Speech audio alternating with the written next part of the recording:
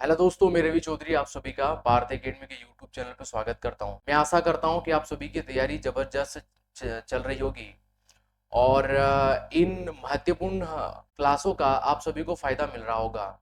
दोस्तों, कल वाले सेक्शन में हम लोगों ने मॉक टेस्ट 24 को डिस्कस किया था और आज बारी है मॉक टेस्ट नंबर 25 को डिस्कस यहाँ पर होने की। कल वाले सेक्शन में मैंने आप लोगों को एक सवाल होमवर्क में दिया था। मैंने आप लोगों को बोला था कि कमेंट बॉक्स में आप सभी को इसका जवाब देना है। मैंने आप लोगों को दिया था, यहाँ पर देखिएगा। मैंने आप लोगों को दिया था कि निम्नलिखित में से किस गवर्नर जनरल के द्वारा भारत में सती प्रथा का मुख्य तौर पर विरोध किया था और यहाँ पर दंडनीय अपराध घोषित किया था। आप लोगों से सवाल पूछा है, चार ऑप्शन दे के रखे थे। लॉर्ड कॉर्नवालिस दे के रखा था, लॉर्ड वेस्ले दे के रखा था, लॉर्ड विलियम बेटिंग दे के रखा था और यहाँ पर दे के रखा था आप सबको वारेन हेस्टिंग। आप सभी जानते होंगे इस सवाल का राइट आंसर होना था यहाँ पर लॉर्ड विलियम बेटिंग। देखिए, आप लोगों को याद होना चाहिए कि यहाँ पर 1829 में, यहाँ पर आप लोगों को याद होना चाहिए 1829 में लॉर्ड विलियम भारत में, मुख्य तौर पर मैं आप लोगों से बात कर रहा हूं भारत में, यहाँ पर राजा राम मोहन राय द्वारा, राजा राम मोहन राय द्वारा यहाँ पर with help of Lord William Bentinck, Lord Lord William Bentinck की सहायता से भारत में सबसे पहले सती प्रथा को यहाँ पे समाप्त किया गया था। सती प्रथा को यहाँ पे समाप्त किया था। आप लोगों को यहाँ पर याद होना चाहिएगा। और यहाँ से महत्वपूर्ण चीजें आप लोगों को यहाँ पर याद होना चाहिए कि 1843 में भारत में पहली बार यहाँ पर दास प्रथा का भी अंत किया गया था। दास प्रथा का यहाँ पर अंत किया गया था, आप लोगों को यहाँ पर याद होना चाहिए। वहीं पर भारत में यहाँ पर 1930 में भारत में सबसे पहले शारदा जो प्रथा हुआ करती थी, इस शारदा प्रथा को भारत से मुख्य तौर पर समाप्त किया गया था। यहाँ पर बेसिकली हुआ क्या करता था कि जो प्रथा में जो विवाह की आयु हुआ करती थी वह 14 से बढ़ाकर कहां तक की गई थी, तो जवाब हो जाएगा 18 वर्षों तक की गई थी। तो ये प्रमुख रूप से तीनों एक्ट आप लोगों को याद होना चाहिए। सती प्रथा आप लोगों को याद होना चाहिए कि 1829 में समाप्त किया गया था। दास प्रथा भारत में 1843 में समाप्त किया था। और गवर्नर कौन हुआ था यहाँ पर? एलन बरो। कौन था दोस्तों? एलन बरो आप लोगों को याद होना चाहिए। और जब भारत में मुख्य तौर पर दास प्रथा को समाप्त किया गया था तो यहाँ पर मुख्य तौर पर जो वायसराय हुआ करता था वो कौन हुआ करता था? तो जवाब हो जाएगा लॉर्ड यहाँ पर इरविन मुख्य तौर पर भारत में वायसराय हुआ करता था। ये तीनों चीज याद होना चाहिए। और पहला मध्यकालीन शासक मध्यकालीन शासक आप लोगों को याद होना चाहिए ये प्रथा से रिलेटेड कि जो मध्यकालीन शासक हुआ करता था मोहम्मद बिन तुगलक। कौन हुआ करता था? मोहम्मद बिन तुगलक ने मध्यकाल में सबसे पहले भारत में सती प्रथा का क्या किया था? सती प्रथा का विरोध किया था भारत में। इतना आप सबको यहाँ पर मुख्य तौर पर आना चाहिए। यानी इस सवाल का जो हमारा राइट आंसर आएगा option number C, Lord William Bentinck, इस सवाल का यहाँ पर राइट आंसर रहेगा। चलिए बढ़ते हैं नेक्स्ट प्रश्न की ओर। और आज के और आज की क्लास का पहला प्रश्न हम लोगों को देख रखा है, बौद्ध धर्म के त्रि प्रमुख रत्न हुआ करते थे। आप लोगों को दे के रखा है विनय पिटक, सुप्त पिटक या आप लोगों का अभी धम्म पिटक। देखिए, आप लोगों को याद होना चाहिएगा यहाँ पर बौद्ध धर्म से रिलेटेड हम लोगों से सवाल पूछा है और बौद्ध धर्म में तीन ही प्रमुख रूप से रत्न हुए। आप लोगों का विनय पिटक हुआ, यहाँ पर सुप्त पिटक हम लोगों को देखने मिला और आप लोगों का अधि धम्म पिटक यहाँ पर देखने को हम लोगों को मिलता है। यानी सवाल का राइट आंसर क्या होना चाहिए? ऑप्शन नंबर ए इस सवाल का बिल्कुल यहाँ पर राइट आंसर होगा। देखिएगा, गौतम बुद्ध के बारे में आप लोगों को याद होना चाहिए कि गौतम बुद्ध ने 29 की एज में अपने ग्रह का त्याग किया था। और जब गौतम बुद्ध ने 29 की उम्र में यहाँ पर यह आयु में जब ग्रह का त्याग किया गया था तो इसे क्या कहा गया है? तो जवाब हो जाएगा महाभिनिष्क्रमण कहा जाता है। क्या कहा जाता है? महाभिनिष्क्रमण कहा जाता है। और वहां पर जहां पर गौतम बुद्ध के द्वारा जब पहला उपदेश दिया गया था, जब सर्वप्रथम सारनाथ में अपना पहला उपदेश दिया गया था, तो जिसे क्या कहा जाता है, आप लोगों को याद होना चाहिए। तो जवाब हो जाएगा जिसे धर्म चक्र परिवर्तन, जिसे क्या कहा जाता है दोस्तों, धर्म चक्र परिवर्तन कहा जाता है। और जब गौतम बुद्ध की यहाँ पर बुद्ध की मुख्य रूप से जब जब इनकी मृत्यु हुई थी, तो उस मृत्यु की घटना को क्या कहा जाता है, तो जवाब हो जाएगा जिसे सर यहाँ पर महापरिनिर्वाण कहा गया है। महापरिनिर्वाण इसे कहा गया है। तो ये तीनों चीजें आप लोगों को यहाँ पर याद होना चाहिएगा। देखिए, पहला उपदेश कहां पर दिया था, तो जवाब हो जाएगा सारनाथ में दिया था। और सारनाथ में जो यहाँ पर उपदेश दिया था, जिसे क्या कहा जाता है, धर्म चक्र परिवर्तन इसे कहा जाता है। और आप सभी को याद होना चाहिए कि गौतम बुद्ध ने जितने भी अपने मुख्य तौर पर उपदेश दिए थे, सब सारे उपदेश मुख्य तौर पर पाली भाषा में हुए। कौन सी भाषा में हुए, पाली भाषा में हुए। मेरा आप लोगों से प्रश्न है, गौतम बुद्ध के दूसरे उपदेश को क्या कहा जाता है। आप लोगों को यहां पर बताना है कि दूसरे उपदेश को, गौतम बुद्ध के द्वारा जो दिया गया दूसरा उपदेश था, उसे क्या कहा जाता है। आप लोगों को याद होना चाहिए कि यहां पर दूसरे उपदेश को यहां पर याद होना चाहिए, अनात्म लता सूत्र क्या कहा जाता है, यहां पर अनात्म लता सूत्र कहा जाता है। और यह उपदेश कौन सी भाषा में हम लोगों को प्राप्त हुआ है, तो जवाब हो जाएगा हम लोगों को यहाँ पर संस्कृत भाषा में यह उपदेश हम लोगों को प्राप्त हुआ है। यानी गौतम बुद्ध के बारे में इतना आप लोगों को याद होना चाहिए। हम लोगों से प्रमुख 3 रत्न पूछे थे, तो जवाब हो जाएगा यहाँ पर कि विनय पिटक, सुप्त पिटक और आपका धम्म पिटक। सवाल का राइट आंसर होगा ऑप्शन नंबर ए। चलिए बढ़ते हैं नेक्स्ट प्रश्न की ओर। और नेक्स्ट प्रश्न हम लोगों को यहाँ पर क्या देख रखा है, देखिए नेक्स्ट प्रश्न हम लोगों को देखा है, निम्नलिखित में से कौन यहाँ पर एकमात्र सही जोड़ी है। और सवाल चोल डायनास्टी से रिलेटेड है कि चोल डायनास्टी के शिलालेखों द्वारा वर्णित किया जाता था। देखियो यहाँ पर ब्रह्मदेव जो दे के रखा है, क्या ये जो भूमि हुआ करती थी, क्या ये मंदिरों को उपहार में दी गई भूमि हुआ करती थी, नहीं। आप लोगों को याद होना चाहिए, ब्रह्मदेव यह मुख्य तौर पर ब्राह्मणों को उपहार, ब्राह्मणों को ये उपहार में दी जाने वाली और मुख्य रूप से यह भूमि हुआ करती थी। ये यहाँ पर नहीं होगा, क्योंकि जो ब्रह्मदेव हुआ करता था मुख्य तौर पर यहाँ पर ब्राह्मणों को उपहार जमीन यहाँ पर चोल डायनास्टी में मुख्य रूप से दिया करते थे। यहाँ पर एक वेल नवगाई दे के रखा है। देखिए वेल नवगाई ब्राह्मण कृषक को यहाँ पर ये भूमि दान में नहीं दे के रखे थे।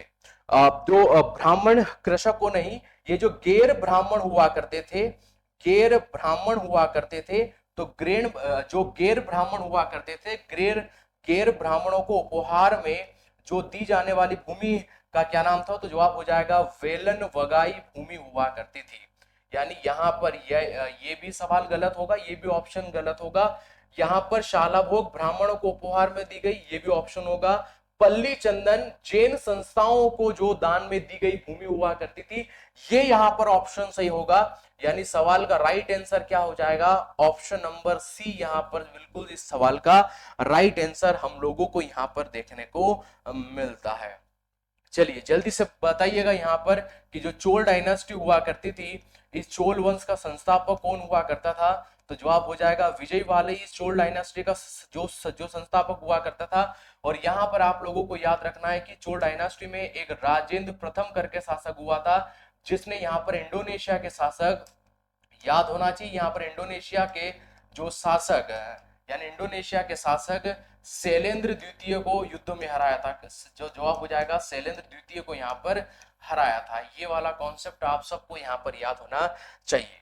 ठीक है दोस्तों, चलिए बढ़ते हैं नेक्स्ट प्रश्न की ओर। और अगला प्रश्न हम लोगों को यहाँ पर क्या देख के रखा है, अगला प्रश्न देख के रखा है, निम्नलिखित में से किस राजवंश के शासकों ने मध्य भारत में 950 से लगाकर तो 1000 ये 50 के बीच में खजुराहो के टेम्पलों का निर्माण किया था। देखिए मुख्य तौर पर खजुराहो के मंदिरों का निर्माण हम लोगों से पूछा है। आप लोगों को याद होना चाहिए खजुराहो के मंदिरों का निर्माण कौन से वंश के शासकों ने किया था। तो याद हो तो यहाँ पे जवाब हो जाएगा कि जो खजुराहो के मंदिर बनाया था, खजुराहो के मंदिरों का निर्माण किया था, तो जवाब हो जाएगा ये चंदेल वंश के शासकों ने किया था। कौन से वंश के शासकों ने? चंदेल वंश के शासकों ने मुख्य तौर पर किया, यहाँ पर किया था। अब यहाँ पे प्रश्न आता है कि जो चंदेल वंश के शासक हुआ करते थे, चंदेल वंश का यहाँ पर यदि पूछ लेगा संस्थापक कौन हुआ करता था, तो जवाब हो जाएगा नन्नुक। कौन हुआ करता दोस्तों? नन्नुक यहाँ पर मुख्य तौर पर ये चंदेल वंश का यहाँ पर मुख्य तौर पर जो संस्थापक हुआ करता था। वहीं जो चंदेल वंश राजवंशों की जो कैपिटल हुआ करती थी, जो यहाँ पर राजधानी हुआ करती थी, वो मुख्य तौर पर खजुराहो हम लोगों को यहाँ पर देखने को मिलती है। कहां पर देखने को मिलती है? खजुराहो देखने को मिलती है। और ये खजुराहो कहां पर पड़ता है दोस्तों? ये छतरपुर जिला मध्य प्रदेश में पड़ता है। कौन सा जिला? छतरपुर जिला। छतरपुर जिला और मध्य प्रदेश में हम लोगों को ये खजुराहो देखने को मिलता है। चंदेल वंश के शासकों ने मुख्य रूप से 84 मंदिरों का निर्माण किया था। 84 मंदिरों का निर्माण किया था। और आज वर्तमान में हम लोगों को 22 मंदिर ही वहां पर देखने को मिलते हैं। यहीं पर और एक कॉन्सेप्ट आप लोगों को याद रखना है कि चंदेल वंश का सबसे प्रतापी मुख्य तौर पर शासक हुआ करता था विद्याधर। दोस्तों कौन हुआ करता था? विद्याधर हुआ करता था। और इस विद्याधर ने आप लोगों को याद रखना है कि भीम द्वितीय को पराजित किया था। भीम द्वितीय को पराजित किया था। और वहीं पर याद रखना है कि यह चंदेल वंश का जो एकमात्र शासक हुआ करता था जिसने यहाँ पर गजनी का सामना किया था। गजनी का सामना किया था। तो विद्याधर चंदेल वंश का एकमात्र शासक था जिसने क्या किया था? गजनी का यहाँ पर सामना किया था।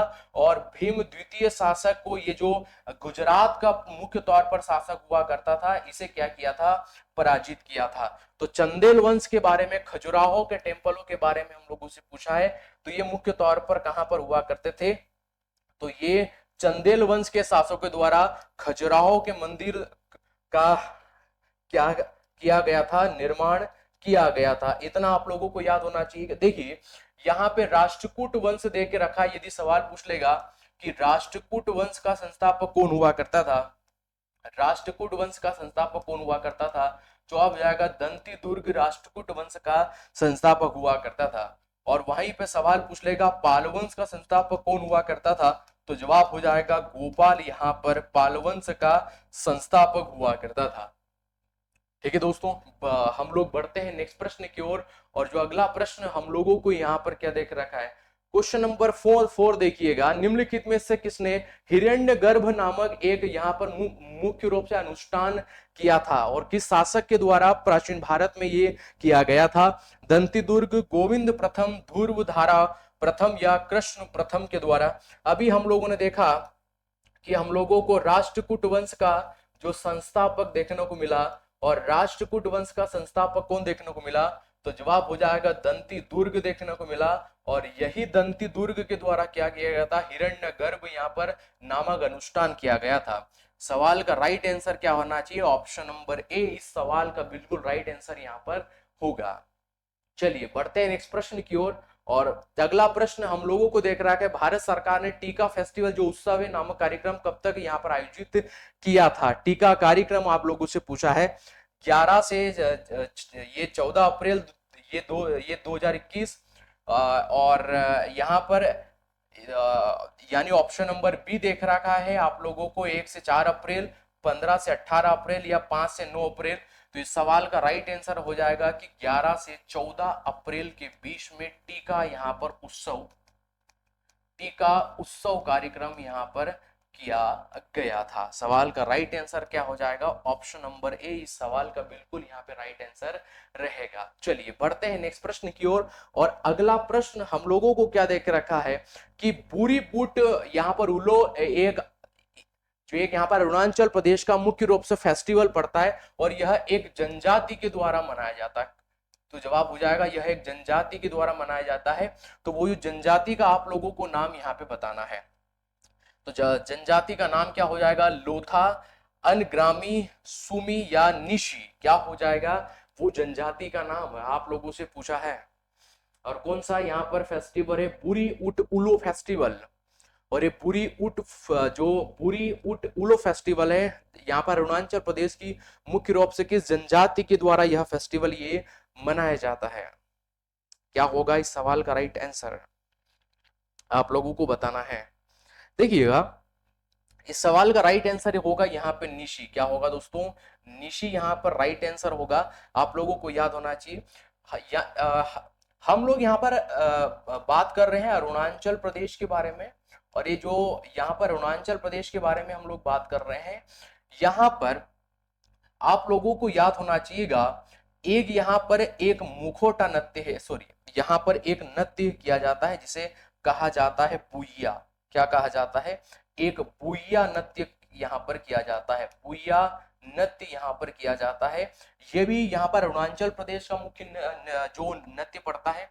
ये आप लोगों से पूछेगा कि जनजाति के द्वारा किया जाएगा, तो जवाब हो जाएगा मिश्मी जनजाति के द्वारा यह सेलिब्रेट किया जाता है। ये आप लोगों को यहाँ पर इंपॉर्टेंट पड़ेगा।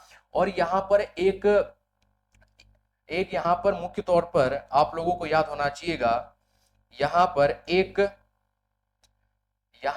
एक गालो जनजाति, दोस्तों कौन सो गालो जनजाति है, और इस गालो जनजाति के द्वारा एक पापिर नृत्य किया जाता है। कौन सा नृत्य दोस्तों? पापिर नृत्य यहाँ पर किया जाता है, आप लोगों को याद होना चाहिएगा। यदि यदि अरुणाचल प्रदेश के मुख्य यहाँ पर उत्सव की बात करेंगे तो क्या हो जाएगा? तो जवाब हो जाएगा पके पागा फेस्टिवल। कौन सा फेस्टिवल? पके पागा उत्सव आप लोगों को याद रखना पड़ेगा। वहीं पर यहाँ पर लोसर फेस्टिवल फेमस है, लोसर उत्सव आप लोगों को याद रखना है। और वहीं पर यहाँ पर ड्री उत्सव, कौन सा उत्सव? ड्री उत्सव। ये ड्री उत्सव आप लोगों को, ये तीन प्रमुख फेस्टिवल ये आपके अरुणाचल प्रदेश के, आप सबको यहाँ पर याद होना चाहिए। ठीक है दोस्तों, चलिए बढ़ते हैं। हम लोग यहाँ पर एक तो पगे पागा आप लोग याद कर सकते हैं, एक लोसर फेस्टिवल याद कर सकते हैं, एक ड्री उत्सव, और वहीं पर एक और लिख लेना मोपिन। कौन सा होगा दोस्तों? मोपिन फेस्टिवल, मोपिन उत्सव। ये प्रमुख चार फेस्टिवल आप लोगों को यहाँ पे याद होना चाहिए। चलिए बढ़ते हैं नेक्स्ट प्रश्न की ओर। हमारा राइट आंसर था निसी ट्राइबल्स, निसी जनजाति मुख्य तौर पर यह सेलिब्रेट करती है। चलिए अगला प्रश्न हम लोगों को देख रखा है, पोंगल त्योहार जो तमिलनाडु में 4 दिनों तक मनाया जाता है, और पोंगल के चौथे दिन को क्या कहा जाता है? जो उसका 4th डे होता है, उस 4th डे को इसे क्या कहा जाता है? आप लोगों को 4 ऑप्शन यहाँ पर देख रखे हैं, थाई पोंगल, कानूम पोंगल, मट्टू पोंगल या भोगी पोंगल। क्या कहा जाता है इसे? आप लोगों को यहाँ पे बताना है। यानी पोंगल मुख्य तौर पर तमिलनाडु में सेलिब्रेट किया जाता है, और जिसके आप लोगों से सवाल पूछा है कि चौथे दिन को क्या कहा जाता है, पहले दिन को क्या कहा जाएगा? तो जवाब हो जाएगा भोगी पोंगल। दूसरे दिन को क्या कहा जाएगा? तो जवाब हो जाएगा यहाँ पर सूर्य पोंगल। और तीसरे दिन को मट्टू। देखिए पहले दिन को क्या कहा जाता है, फर्स्ट डे को, तो जवाब हो जाएगा भोगी पोंगल कहा जाता है, भोगी पोंगल कहा जाता है। दूसरे दिन को क्या कहा जाता है? जो दूसरा दिन लगता है उसे क्या कहा जाता है? तो जवाब होता है यहाँ पर सूर्य पोंगल कहा जाता है, सूर्य पोंगल कहा जाता है। और तीसरे दिन को क्या कहा जाता है? तो जवाब हो जाएगा इसे मट्टू पोंगल। कौन सा पोंगल? मट्टू पोंगल इसे कहा जाता है। और चौथे दिन को क्या कहा जाता है? तो कन्या पोंगल कहा जाता है, कन्या पोंगल इसे कहा जाता है। अब देखिएगा, ये पोंगल हम लोगों को तमिलनाडु में मुख्य तौर पर 4 दिनों तक इसको सेलिब्रेट किया जाता है, और ये चारों दिनों के नाम हमने आप सभी के सामने यहाँ पे लिखे हैं। अब यहाँ पर कहीं पर हम लोगों को कन्या पोंगल देखने को नहीं मिलता है। यदि कन्या पोंगल आप लोगों को देखने को नहीं मिलेगा, फिर कोनूम पोंगल सही होगा। कौन सा पोंगल दोस्तों? कोनूम पोंगल फिर यहाँ पर सही माना जाएगा। सवाल का राइट आंसर होना चाहिए ऑप्शन नंबर बी, सवाल का बिल्कुल यहाँ पे राइट आंसर होगा। मेरा आप लोगों से प्रश्न है, ये जो थाई पुसम फेस्टिवल है, थाई पुसम यहाँ पर ये जो आप लोगों का उत्सव सेलिब्रेट किया जाता है, ये कौन से भगवान को समर्पित है? कौन से भगवान को समर्पित है? आप लोगों को ये मुझे कमेंट बॉक्स में इसका सवाल का आंसर मुझे देना है। सवाल है कि थाई पुसम फेस्टिवल कौन से भगवान को ये समर्पित है? चलिए बढ़ते हैं नेक्स्ट प्रश्न की ओर। और अगला प्रश्न हम लोगों को यहाँ पर क्या देख रखा है? अगला प्रश्न हम लोगों को देख रखा है, निम्नलिखित में से किस राज्य में थिरुई लिली फेस्टिवल यहाँ पर सेलिब्रेट किया जाता है, मनाया जाता है। कौन सा फेस्टिवल? थिरुई lily festival. और थिरुई लिली फेस्टिवल भारत के किस राज्य में सेलिब्रेट किया जाता है? और आप लोगों को चार ऑप्शन यहाँ पर देके रखे हैं, मणिपुर, सिक्किम, उड़ीसा या फिर छत्तीसगढ़। किस राज्य में सेलिब्रेट किया जाता है कौन सा थिरुई लिली फेस्टिवल? आप लोगों से सवाल पूछा है। आप लोगों को यहाँ पे जानकारी होगी कि यदि आप लोगों से कांगरत फेस्टिवल, कौन सा दोस्तों? कांगरत, कांगरत यहाँ पर उत्सव के बारे में यदि सवाल पूछेगा, वहीं पर यहाँ पर डोल जात्रा, कौन सा दोस्तों? डोल जात्रा आप लोगों को याद होना चाहिएगा। और वहीं पर सवाल आप लोगों को पूछेगा यहाँ पर थिरुई लिली, कौन सा दोस्तों? थिरुई लिली फेस्टिवल, थिरुई लिली उत्सव। तो ये प्रमुख तीनों उत्सव किस राज्य में सेलिब्रेट किए जाते हैं? तो जवाब हो जाएगा कि मणिपुर राज्य में ये सब सेलिब्रेट किए जाते हैं। आप लोगों को याद होना चाहिए। वहीं पर यहाँ पर एक हम लोगों को उड़ीसा राज्य दे के रखा है, इसके भी हम लोग यहाँ पर देख लेते हैं। तो यहाँ पर उड़ीसा राज्य के आप सबको यहाँ पर फेस्टिवल याद होना चाहिएगा। तो यदि सवाल पूछ लेगा यहाँ पर बाली यात्रा से रिलेटेड आप लोगों को सवाल पूछ सकता है। बाली यात्रा फेस्टिवल यहीं पे मनाया जाता है। और यहाँ पर एक नुआखाई, कौन सा दोस्तों? नुआखाई फेस्टिवल। और ये नुआखाई फेस्टिवल 11 दिन तक सेलिब्रेट किया जाता है। वहीं पर ये जो नुआखाई फेस्टिवल है, ये चावल की फसल आती है तब किया जाता है। जब चावल की फसल आती है तब किया जाता है, आप लोगों को याद होना चाहिए। वहीं पर यहाँ पे छऊ फेस्टिवल, छऊ उत्सव यहीं पर मनाया जाता है। और यहाँ पर आप लोगों को याद होना चाहिए एक कोणार्क फेस्टिवल, कोणार्क उत्सव यहीं पर सेलिब्रेट किया जाएगा। और वहीं पर यहाँ पर मिट्टी उत्सव, कौन सा उत्सव दोस्तों? मिट्टी महोत्सव, मिट्टी महोत्सव यहीं आप लोगों के उड़ीसा में। और रथ यात्रा तो आप लोग जानते ही हैं, रथ यात्रा ये वो उत्सव है जो कि आप लोगों के उड़ीसा राज्य में क्या किए जाते हैं? सेलिब्रेट किए जाते हैं। हम लोगों से पूछा था थिरुई लिली के बारे में, तो थिरुई लिली कहां पर सेलिब्रेट किया जाएगा? ऑप्शन नंबर ए, यानी इसे मणिपुर में सेलिब्रेट किया जाता है। चलिए बढ़ते हैं नेक्स्ट प्रश्न की ओर। और अगला प्रश्न आप लोगों को क्या देख रखा है कि प्रसिद्ध शास्त्रीय नृत्यांगना विद्या गौरी यहाँ पर अड़ंगर को भारतीय शास्त्रीय नृत्य किस घराने से पहचान मिली है? कौन से घराने से इनको पहचान मिली है? आप लोगों से सवाल पूछा है, तो आप लोगों को इसे बताना है। देखिएगा यदि सवाल पूछेगा कि विद्या गौरी, विद्या गौरी अडगर, कौन से दोस्तों? विद्या गौरी अडगर ये कौन से घराने संबंधित है? तो जवाब हो जाएगा ये जयपुर घराने से। कौन से घराने से? जयपुर घराने से संबंधित है, आप लोगों को याद होना चाहिए। वहीं पर यहाँ पर तबला वादक जाकिर हुसैन, जाकिर हुसैन के बारे में आप लोगों को याद होना चाहिए। तो ये कौन से घराना? तो आप होता पटियाला घराना। कौन सा घराना? पटियाला घराना से संबंधित है। वहीं पे सवाल पूछ लेगा कि यहाँ पर लता मंगेशकर, कौन दोस्तों? लता मंगेशकर, लता मंगेशकर को कौन से घराने से पहचान मिली है? यदि ये सवाल हो जाएगा, जवाब हो जाएगा भिंडी बाजार घराना। कौन सा? भिंडी बाजार घराना, भिंडी बाजार घराना आप लोगों को याद होना चाहिएगा। और वहीं पर सवाल पूछ लेगा कि बिरजू महाराज, कौन से महाराज? बिरजू महाराज को, बिरजू महाराज को कौन से घराने से पहचान मिली है? ये आप लोगों से सवाल पूछ सकता है बिरजू महाराज को। तो बिरजू महाराज को लखनऊ घराना, कौन सा घराना? लखनऊ घराना से इनको पहचान यहाँ पर मिली है। वहीं पर सवाल ये पूछ सकता है कि भारत का सबसे पुराना घराना कौन सा है? भारत का सबसे पुराना घराना कौन सा है? यदि ये सवाल पूछेगा तो जवाब हो जाएगा ग्वालियर घराना। कौन सा घराना? ग्वालियर घराना, ग्वालियर का भारत का सबसे पुराना घराना माना जाता है। और वहीं पर सवाल यदि पूछेगा कि भारत का सबसे पुराना घराना ग्वालियर घराना, ग्वालियर घराना कौन सी शैली के लिए जाना जाता है? तो जवाब हो जाएगा ध्रुपद राग। कौन से राग के लिए? ध्रुपद राग के लिए। और इसी ग्वालियर घराने के संस्थापक कौन हुए? इसी ग्वालियर घराने की यदि आप लोगों से संस्थापक का नाम पूछ लेगा तो संस्थापक कौन हुए? तो दादा पीर बख्श। कौन हुए दोस्तों? दादा पीर बख्श आप लोगों को यहाँ पर याद रखना है। और सवाल पूछे कि मान्यता प्राप्त, क्या दोस्तों? मान्यता प्राप्त, मान्यता प्राप्त भारत में कुल कितने घराने हैं? भारत में कुल कितने घराने जिन्हें मान्यता प्राप्त है? तो ऐसे भारत में 10 घराने हम लोगों को यहाँ पर देखने को मिलती है। आप लोगों को इतना याद होना चाहिए। चलिए बढ़ते हैं नेक्स्ट प्रश्न की ओर। अगला प्रश्न आप लोगों को देख रखा है, भारत में वन्य जीवों और उनके व्युत्पन्न भागों पर यहाँ पर अवैध व्यापार रोकने के लिए कौन सा अधिनियम यहाँ पे लाया गया था? हम लोगों को चार ऑप्शन देके रखे। ये पर्यावरण जो संरक्षण 1986 में लाया गया था, वन संरक्षण अधिनियम 1980 में, जैविक विविध यहाँ पर ये आपका एक्ट 2002, या वन्य जीव, सवाल का राइट आंसर होना चाहिए वन्य जीव अधिनियम 1972 में ये लाया गया था। आप लोगों को ये भी सारे एक्ट याद होना चाहिएगा। और क्या पूछ सकता है आप लोगों से? आप लोगों को याद होना चाहिए जल प्रदूषण एक्ट। कौन सा जल प्रदूषण एक्ट भारत में कब आया? तो जवाब हो जाएगा 1974 में भारत में जल प्रदूषण एक्ट देखने को मिलता है। और वहीं पर ध्वनि प्रदूषण एक्ट, कौन सा ध्वनि प्रदूषण एक्ट भारत में कब देखने को मिलता है? तो सन 2000 में। ये डेट आप लोगों को याद होना चाहिए, सन 2000 में देखने को मिलता है।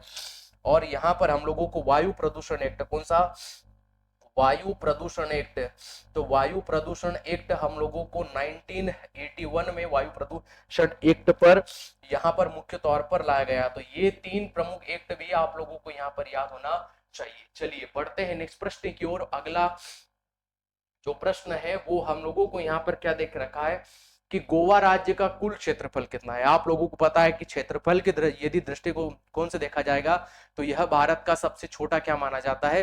राज्य माना जाता है। और इसका क्षेत्रफल आप लोगों से यहाँ पर पूछा है, तो आप लोगों को जवाब यहाँ पर देना है कि इसका क्षेत्रफल, गोवा का क्षेत्रफल कितना होगा? तो 3702 वर्ग किलोमीटर हम लोगों को गोवा का क्षेत्रफल यहाँ पर देखने को मिलता है। चलिए बढ़ते हैं नेक्स्ट प्रश्न की ओर। और जो अगला प्रश्न आप लोगों को देख रखा है, एक मिनट,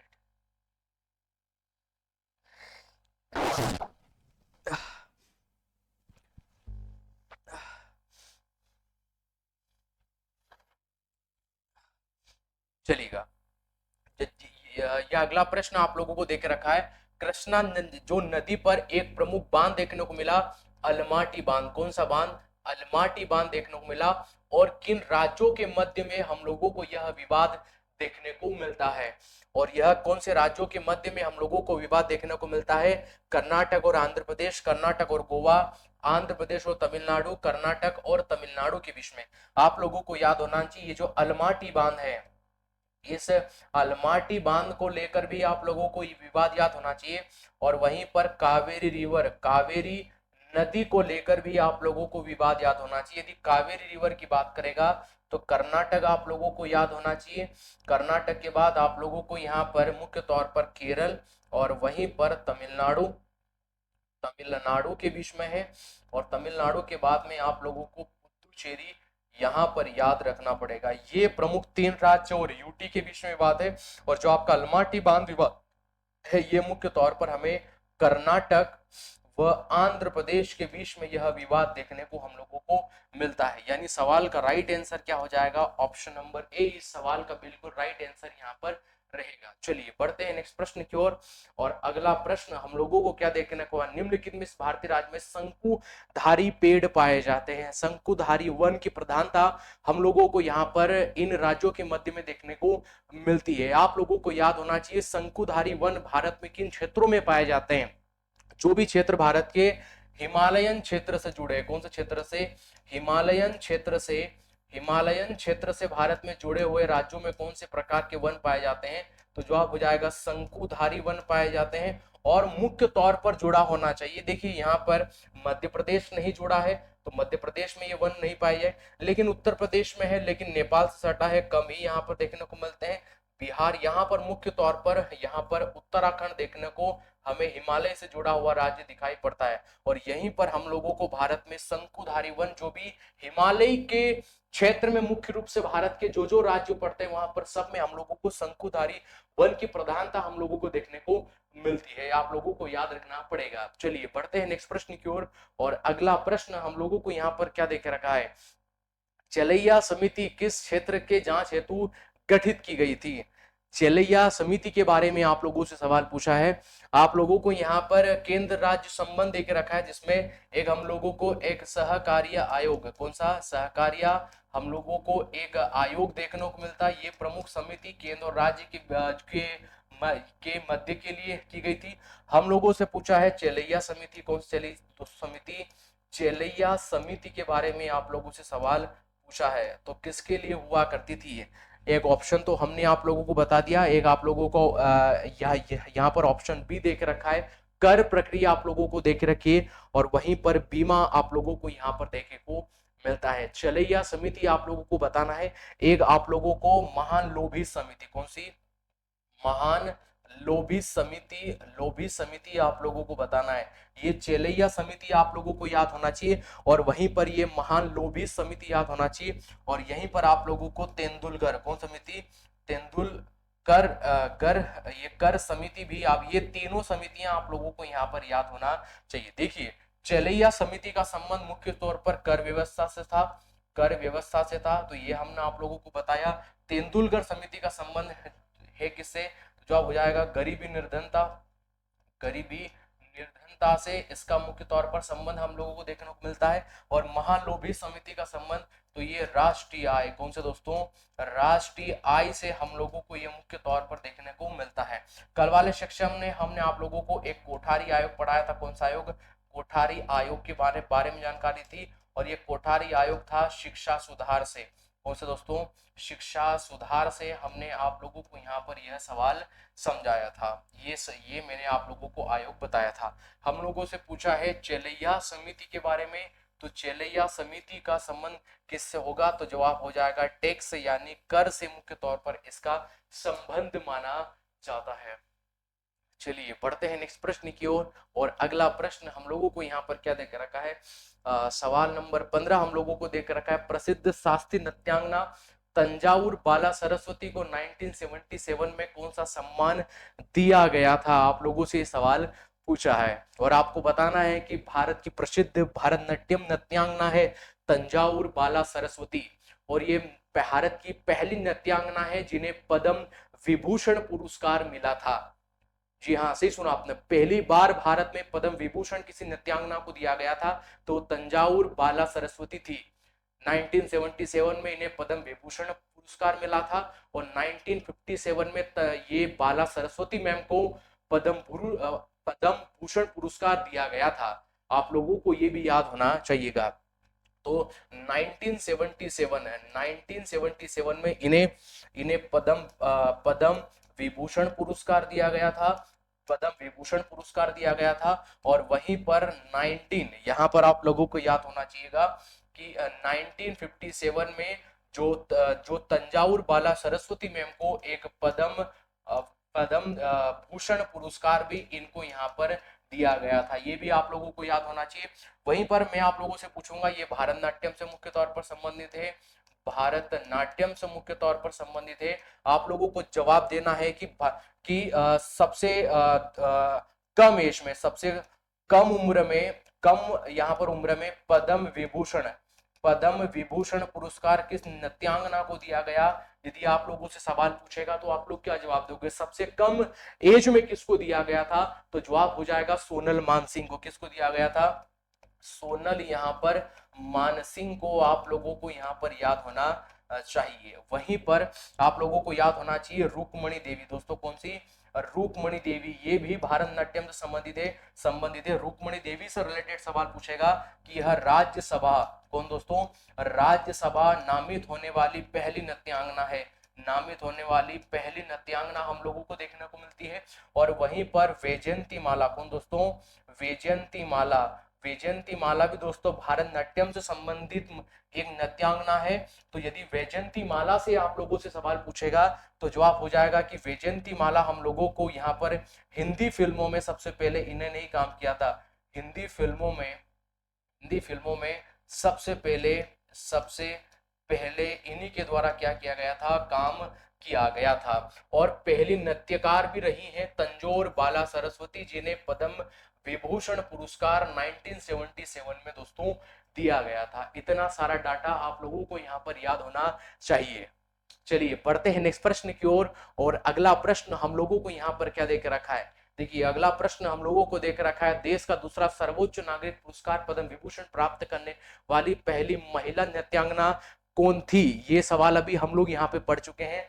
मृणालिनी साराभाई, पद्मा सुब्रमण्यम, तंजोर बाला सरस्वती, अल्लामेल वल्ली। आप लोगों को याद होना चाहिए तंजोर बाला सरस्वती, अभी हम लोगों ने यहाँ पर देखा था। और तंजोर बाला सरस्वती को यह पुरस्कार कब दिया गया था, तो जवाब हो जाएगा 1977 में। अभी पिछली वाली स्लाइड में हम लोग ये सवाल पढ़कर यहाँ पर आए हैं। चलिए बढ़ते हैं नेक्स्ट प्रश्न की ओर। और अगला प्रश्न हम लोगों को देख रखा है, निम्नलिखित में से कौन सी पुस्तक सलमान रुश्दी द्वारा नहीं लिखी गई। कौन सी पुस्तक है जिनके द्वारा सलमान रुश्दी द्वारा नहीं लिखी गई। द सैडेलिक सर्विसेज इन, जो आपका एरिया ऑफ डार्कनेस, एन आप लोगों का एरिया ऑफ डार्कनेस, ये वी एस नाइपाल के द्वारा मुख्य रूप से यह पुस्तक लिखी गई है। तो ये नहीं लिखी गई है। एन इरा ऑफ डार्कनेस, ये पुस्तक इनके द्वारा नहीं लिखी गई। फिर द सैडेलिक सर्विस, मेड्राइन चिल्ड्रन और शेम, ये तीनों पुस्तक यहाँ पर सलमान रुश्दी द्वारा मुख्य तौर पर लिखी गई है। आप लोगों को ये भी यहाँ पर याद होना चाहिएगा। चलिए दोस्तों बढ़ते हैं नेक्स्ट प्रश्न की ओर। और अगला प्रश्न हम लोगों को यहाँ पर क्या देख रखा है, देखिए अगला प्रश्न देख रखा है कि हड़प्पा स्थल निम्नलिखित में किस स्थान से जल संग्रहण के साक्ष्य हम लोगों को प्राप्त हुए थे। और सिंधु सिविलाइजेशन, आपसे आप लोगों से सवाल पूछा है, और जो सिंधु सिविलाइजेशन हम लोगों को देखने को मिला, वहां से कुल मिलाकर आप लोगों से सर्वश्रेष्ठ उत्कृष्ट जल प्रणाली, उत्कृष्ट यहाँ पर जो जल प्रणाली कहाँ से, जल प्रणाली हम लोगों को कहां से देखने को मिलती है। और गुजरात में यह मुख्य तौर पर यह शहर हम लोगों को देखा गया है। तो जवाब हो जाएगा दोस्तों धोलावीरा। कौन सा देखने को मिलो, कौन सा में जो देखने को मिला, धोलावीरा। धोलावीरा वो शहर स्थल था जहां पर हम लोगों को घर के अंदर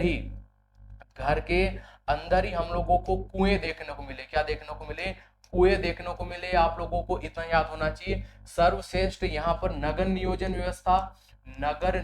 व्यवस्था हम लोगों को देखने को मिलती है सिंधु घाटी सभ्यता में। और यहाँ पर सर्वश्रेष्ठ हम लोगों को यहाँ पर जल प्रणाली भी देखने को मिली, जल प्रणाली भी हम लोगों को देखने को मिलती है। तो ये मुख्य तौर पर हम लोगों को धोलावीरा में देखने को मिलता है। और ये धोलावीरा देखो, ये याद करिएगा, भारत में सिंधु घाटी सभ्यता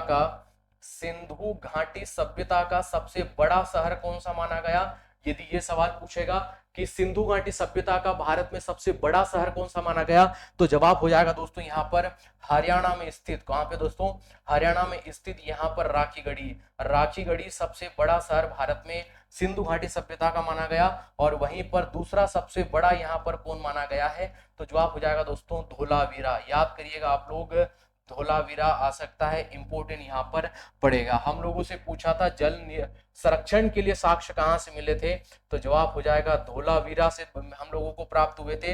ये कालीबंगा कहाँ से देखने को मिला, तो जवाब हो जाएगा ये राजस्थान से हम लोगों को शहर देखने को मिलता है। मोहनजोदड़ो पाकिस्तान में हम लोगों को देखने को मिलता है। और पूरी सिंधु घाटी सभ्यता का सबसे बड़ा शहर भी मोहनजोदड़ो था। और लोथल गुजरात में स्थित एक बंदरगाह था। लोथल एक गुजरात में स्थित एक बंदरगाह हुआ करता था। यहीं पर हम लोगों को 20 एक साथ शव दफनाने के हम लोगों को क्या मिले दोस्तों, प्रमाण प्राप्त हुए थे। इसीलिए इस लोथल शहर को हम लोगों ने मृत शहर भी घोषित किया था। और क्या देखने को मिला था, और ये मुख्य तौर पर एक बंदरगाह हुआ करता था, आप लोगों को याद होना चाहिए। और यहीं से हम लोगों को फारस की एक मोहर प्राप्त हुई थी, जिस पर हम लोगों को राक्षस का चिन्ह प्राप्त हुआ था। यानी वो जो मोहर प्राप्त हुई थी, उस मोहर पर राक्षस का चिन्ह देखने को मिला था, जिससे ये प्रमाणित हो चुका था कि जो सिंधु घाटी सभ्यता हुआ करती थी, इसी सिंधु घाटी सभ्यता का मुख्य रूप से ट्रेड यानी व्यापार हुआ करता था। तो व्यापार कौन सी सभ्यता के साथ हुआ करता था, तो मेसोपोटामिया की सभ्यता से मुख्य तौर पर हम लोगों को यहाँ पर व्यापार के प्रमाण हम लोगों को यहाँ पर देखने को मिलते हैं। ठीक है दोस्तों, बढ़ते हैं यहाँ पर अगले प्रश्न की ओर। इतना सारा आप लोगों को सिंधु सिविलाइजेशन के बारे में याद होना चाहिए। चलिए बढ़ते हैं यहाँ पर अगले प्रश्न की ओर। निम्नलिखित में से किस काल में भारत में शुतुरमुर्ग हम लोगों को देखने को मिलते हैं? शुतुरमुर्ग के प्रमाण हम लोगों को पाए गए हैं और यहाँ पर पूरा पाषाण काल, नव पाषाण काल, मध्य पाषाण काल और महापाषाण काल देखने को मिला। पहले वाले सेक्शन में हम लोग ये सवाल पढ़ चुके हैं। आप लोगों को याद होगा कि इसी पूरा पाषाण काल में हम लोगों को क्या देखने को मिला था? शुतुरमुर्ग के हम लोगों को प्रमाण हम लोगों को भारत में देखने को मिले थे। और यही वो काल हुआ करता था, आप लोगों को याद हुआ करता था, जहां पे आदि मानव हुआ करता था। जो आदि मानव के औजार हुआ करते थे उन्हें हैंड एक्स कहा गया है। यहाँ पर क्या कहा गया है? हैंड एक्स कहा गया है। यदि आप लोगों से पूछ लेगा कि हम लोगों को प्राचीन भारत में हैंड एक्स क्या हुआ करता था, तो हैंड एक्स पूरा पाषाण काल में यहाँ पर आदि मानव के क्या हुआ करते थे? हथियार हुआ करते थे। एक तो आप लोगों को हैंड एक्स और यहाँ पर क्लेवर्स, कौन सा दोस्तों? क्लेवर्स यहाँ पर आप लोगों को यहाँ पर याद रखना है। ये दोनों कॉन्सेप्ट आप लोगों को याद होना चाहिए। और वहीं पर मध्य पाषाण काल है दोस्तों, यही मध्य पाषाण काल था जहां पर आदि मानव के द्वारा आग का प्रयोग करना सीखा। आग का प्रयोग करने के साथ इसी मध्य पाषाण काल में जो मानव हुए, यहाँ पर आदि मानव हुए थे, उन्होंने यहाँ पर पशुपालन करना भी सीखा था। क्या करना था? पशुपालन भी सीखा। और भारत में हम लोगों को दो जगह से इसके प्रमाण प्राप्त हुए थे। कहां से? आदमगढ़ है, आदमगढ़, और आदमगढ़ नामक जगह कहां पर पड़ती है? तो जवाब हो जाएगा होशंगाबाद, मध्य प्रदेश के होशंगाबाद में। और हम लोगों को एक हथनोरा, कौन सा दोस्तों? हथनोरा से हम लोगों को दो जगहों से पशुपालन के प्रमाण हम लोगों को प्राप्त हुए। पूरा पाषाण काल में मानव ने सबसे पहले आग का आविष्कार कर लिया था। किसका? आग का यहाँ पर आविष्कार कर लिया था, लेकिन प्रयोग करना यहाँ पर नहीं सीखे थे। प्रयोग करना कहां पर सीखे थे? तो प्रयोग करना यहां पर सीखे थे ये लोग मध्य पाषाण काल में। मध्य पाषाण काल का समय हम लोगों को 8000 बीसी से लगाकर तो 4000 बीसी तक हम लोगों को मध्य पाषाण काल का समय काल देखने को मिला। यहाँ पे छूट चुका है नव पाषाण काल। और नव पाषाण काल में आप लोगों को याद होना चाहिए कि नव पाषाण काल में ये लोग खेती बाड़ी करना सीखे थे। खेती बाड़ी करना आदि मानव सीख चुका था। यहीं पर यहाँ पर आप लोगों को याद होना चाहिए पहिए के प्रमाण। सबसे पहले हम लोगों को पहिए के प्रमाण कहां से प्राप्त हुए थे? तो जवाब हो जाएगा नवपाषाण काल से हम लोगों को सबसे पहले पहिए के प्रमाण प्राप्त हुए थे। और नवपाषाण काल में जो हम लोगों को पहली फसल प्राप्त हुई थी वह हुआ करती थी गेहूं। गेहूं वह जो हम लोगों को प्राप्त हुआ करती थी। और कहां से प्रमाण प्राप्त हुए थे? तो जवाब हो जाएगा मेहरगढ़। मेहरगढ़ ये पाकिस्तान में क्षेत्र पड़ता है, यहीं पर हम लोगों को प्राप्त हुआ करता था। और आप लोगों को लास्ट कॉन्सेप्ट याद होना चाहिए कि चावल के प्रमाण इसी भारत में हम लोगों को इसी प्राचीन भारत में कहां से प्राप्त हुआ करते थे? इन अ प्लेस ऑफ कोल्डी हवा। कहां पर दोस्तों? कोल्डी हवा। और ये कोल्डी हवा नामक जगह कहां पर पड़ती है? यूपी में। यहां पर हम लोगों को क्या प्राप्त हुए थे? तो आप लोगों को याद होना चाहिए कि यहां पर हम लोगों को इसी नवपाषाण काल में चावल के सबसे पहले प्रमाण हम लोगों को प्राप्त हुए थे। दोस्तों आज की क्लास में इतना ही, लेकिन एक प्रश्न हम लोग छोड़ जाते हैं, आप लोगों को कमेंट बॉक्स में इसका जवाब देना है। मैं सभी विद्यार्थियों से जाऊंगा, जितने भी विद्यार्थी हमारे साथ जुड़े हुए हैं शुरुआती से, आप लोगों को बताना है जो नौदा टोली प्लेस है, ये नौदा टोली प्लेस भारत के किस राज्य में स्थित है? गुजरात, महाराष्ट्र, छत्तीसगढ़ या मध्य प्रदेश? चलिए दोस्तों मिलते हैं नेक्स्ट सेक्शन में, तब तक के लिए धन्यवाद।